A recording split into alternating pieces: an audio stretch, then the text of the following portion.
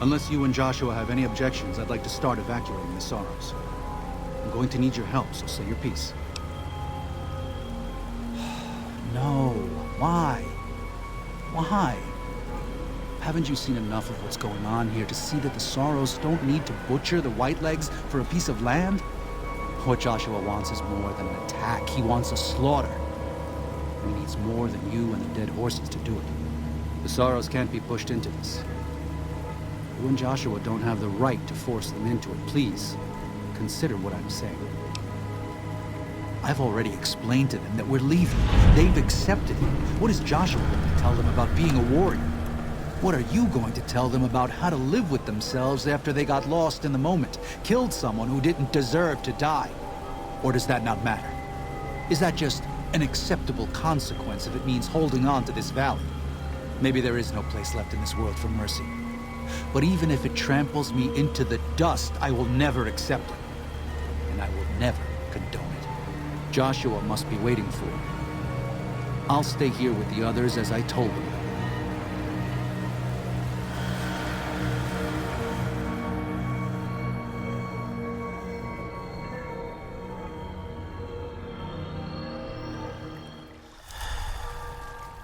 Thank you for this.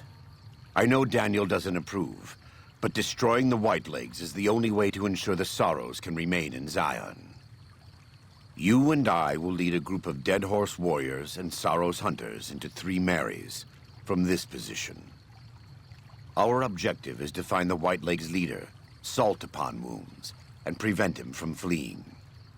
Show no quarter to the Whitelegs we come across. Make no mistake about why we are here. This is an extermination.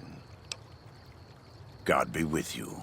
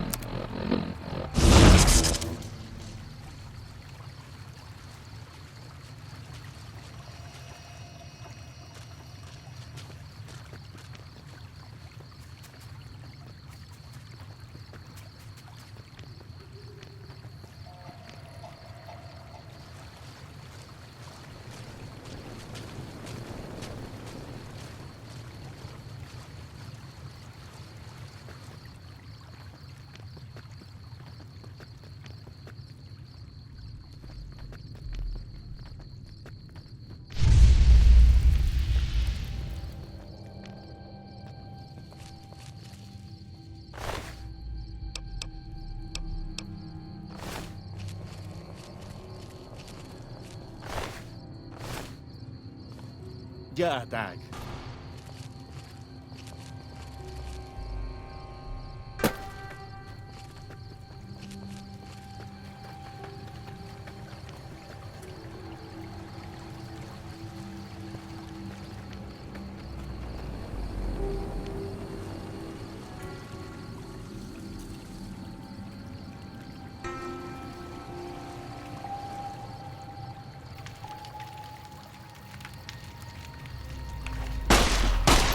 We warned you at Syracuse, and you persisted. You took advantage of us at New Canaan to drive us out. And like the dogs of Caesar you are, you followed us to Zion. And now you stand on holy ground, a temple to God's glory on earth. The only use for an animal in our temple is sacrifice. Kale wachene conserva o. You understand me, don't you? Don't you? Outman. Kunaman mad. He killed all white legs. You talk. You stop. Him hear you. You talk. Don't listen to this thing. His cries are those of a mad beast caught in a thicket. He gave no mercy to my family, and I will give none to his. He has a debt to pay for what he's done, and I've come to collect. And so he's chosen to cower in the water like a dumb animal.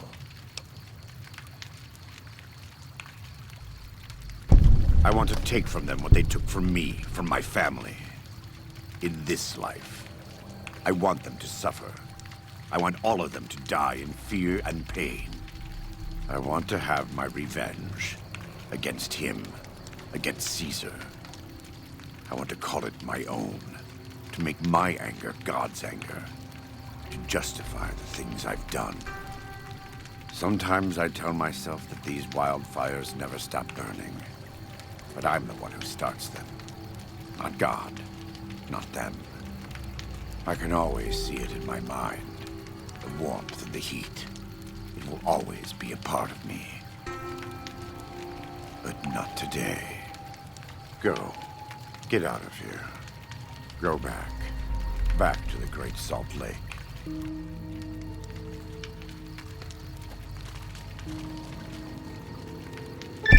That's it. It's finished. Thank you for staying with me. I couldn't have done this on my own. Let's go find Daniel. Tomorrow we'll be here soon. And there is much to do.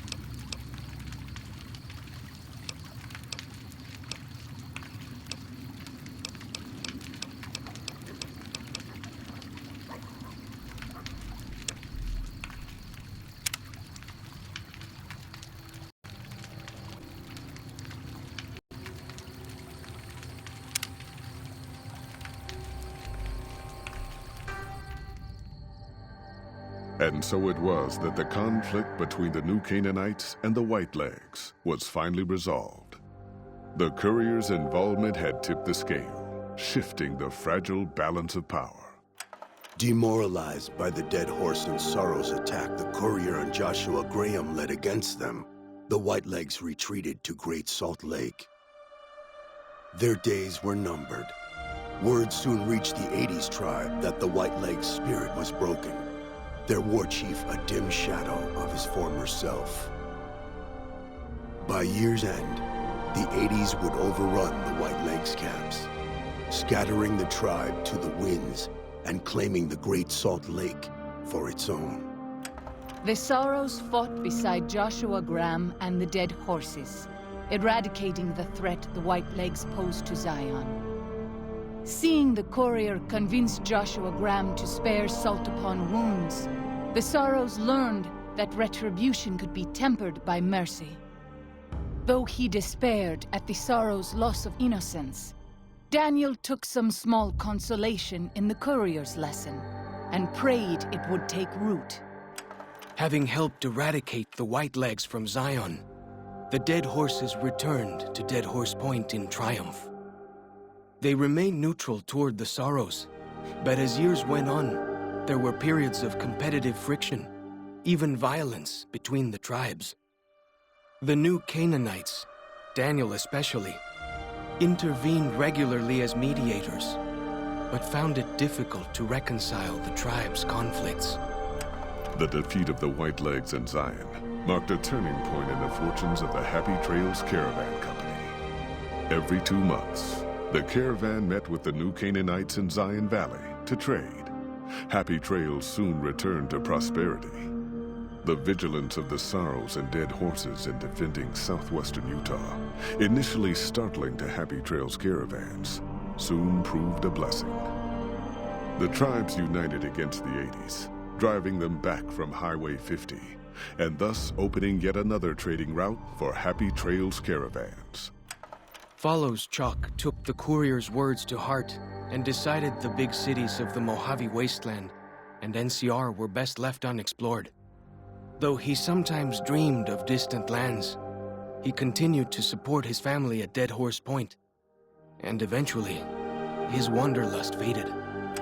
Waking Cloud was distraught when she learned of her husband's death, but took comfort from her tribe and the compassion of the new Canaanites. She forgave Daniel for having concealed her husband's fate from her, and learned to accept his fate. When her grief faded, she took a husband from the Dead Horse tribe. At her bidding, he stayed close to home.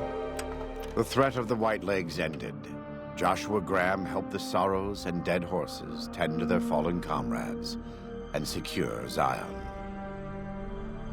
The courier's words had stayed Joshua's wrath in his darkest hour, and in sparing Salt upon Wounds, he was changed.